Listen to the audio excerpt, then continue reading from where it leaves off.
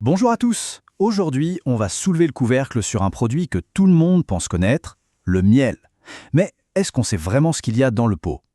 On va plonger dans la véritable histoire du miel, un des aliments les plus anciens et, vous allez le voir, les plus fascinants. Alors, pour bien comprendre, il faut remonter très, très loin en arrière. Le miel, ce n'est pas juste un truc qu'on met sur nos tartines. On parle d'une histoire qui a commencé il y a des millénaires. On a des peintures rupestres vieilles de 8000 ans avant notre ère qui montrent déjà des humains en train de récolter du miel. Puis on avance un peu et hop, l'Égypte ancienne qui organise carrément l'apiculture. C'était un produit du luxe, un médicament, un don des dieux. Bref, depuis toujours, le miel est un trésor. Ok, mais alors, c'est quoi le miel officiellement? Eh bien, la définition est super stricte et c'est important de le savoir. En gros, le Codex Alimentarius, qui est un peu le grand livre des règles alimentaires mondiales, dit que le miel, c'est uniquement la substance naturelle sucrée produite par les abeilles. Rien d'autre. Pas d'ajout, pas de mélange, c'est 100% naturel. Et c'est justement cette pureté, cette définition très précise qui va être au centre de toute notre histoire. Quand on regarde la composition de base, ça a l'air assez simple, non? En gros, c'est du sucre, du fructose et du glucose, et de l'eau. C'est d'ailleurs pour ça qu'il ne moisit jamais. C'est un milieu où les bactéries ne peuvent pas se développer. On pourrait se dire, bon, c'est juste de l'eau sucrée, quoi.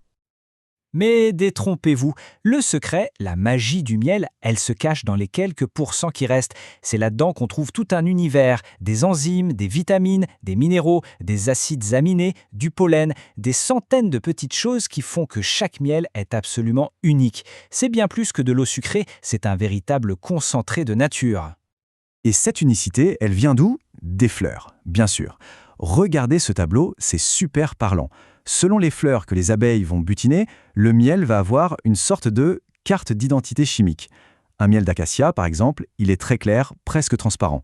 Un miel de châtaignier, lui, il est super foncé, beaucoup plus puissant. Et ça se mesure scientifiquement. C'est exactement ce que dit ce récoltant. Goûter du miel, c'est une vraie expérience. C'est un peu comme la dégustation d'un bon vin. On ferme les yeux, on essaie de deviner les arômes. Est-ce que c'est floral, fruité, boisé? Chaque pot, en fait, raconte une histoire. L'histoire d'un paysage, d'une saison et du travail incroyable des abeilles. Bon, tout ça, c'est le côté un peu poétique, le côté idéal du miel. Mais voilà, il y a un mais, un gros mais même. Quand on a un produit aussi précieux, aussi naturel, eh bien ça attire forcément les convoitises. Et la grande question, la voilà. Est-ce que le miel qu'on achète au supermarché est toujours du vrai miel? Et voilà où le bas blesse. Le problème est simple à comprendre, mais terrible dans les faits. D'un côté, on a le miel authentique, et de l'autre, le miel frelaté, ou falsifié. C'est-à-dire du vrai miel, mais qui a été coupé, mélangé avec des sirops de sucre beaucoup moins chers, du sirop de maïs, de canne à sucre, de riz. Le but, augmenter le volume à moindre coût, et donc maximiser les profits. Et attention, on ne parle pas de quelques cas isolés, d'une arnaque de temps en temps, non.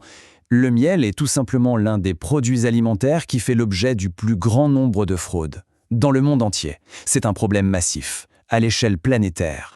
Le pire, c'est que les fraudeurs sont de plus en plus malins. Ils développent des sirops de plus en plus sophistiqués qui sont hyper difficiles à détecter avec les tests de base. C'est une course permanente entre les fraudeurs, qui inventent de nouvelles techniques, et les scientifiques qui essaient de les démasquer. Alors comment on fait pour se défendre? Eh bien la réponse se trouve dans les labos. On entre dans le monde de la science, dans une sorte de police scientifique du miel.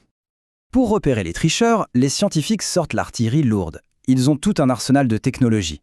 Par exemple, la chromatographie, ça permet de séparer toutes les molécules du miel une par une, pour voir s'il n'y a pas un intrus.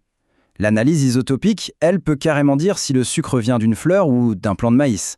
Et il y a même l'analyse ADN du pollen pour vérifier l'origine géographique du miel. C'est fascinant. Tout ça, c'est pour une seule et même chose, trouver cette fameuse empreinte chimique unique. Chaque vrai miel a la sienne.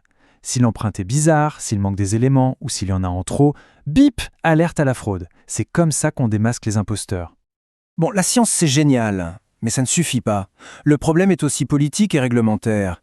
Il faut des règles plus strictes, plus de transparence, pour qu'on sache vraiment ce qu'on achète. Et qui est en première ligne pour se battre? Les apiculteurs, bien sûr. Eux, ils en ont marre de cette concurrence déloyale. Leurs demandes sont claires. Plus de transparence sur les étiquettes, des analyses fiables partout, une meilleure traçabilité de la ruche au magasin, et enfin, plus de contrôle, tout simplement. Et la bonne nouvelle, c'est que ça commence à bouger. En France, par exemple, depuis juillet 2022, la loi a changé. Maintenant, sur un pot de miel de mélange, les fabricants sont obligés de lister tous les pays d'origine, par ordre d'importance. C'est déjà un grand pas en avant pour le consommateur. Finalement, toute cette histoire de miel, ça nous amène à une question beaucoup plus large. Qu'est-ce que ça veut dire l'authenticité pour la nourriture qu'on a dans nos placards? Le quai du miel, c'est un peu la partie visible de l'iceberg.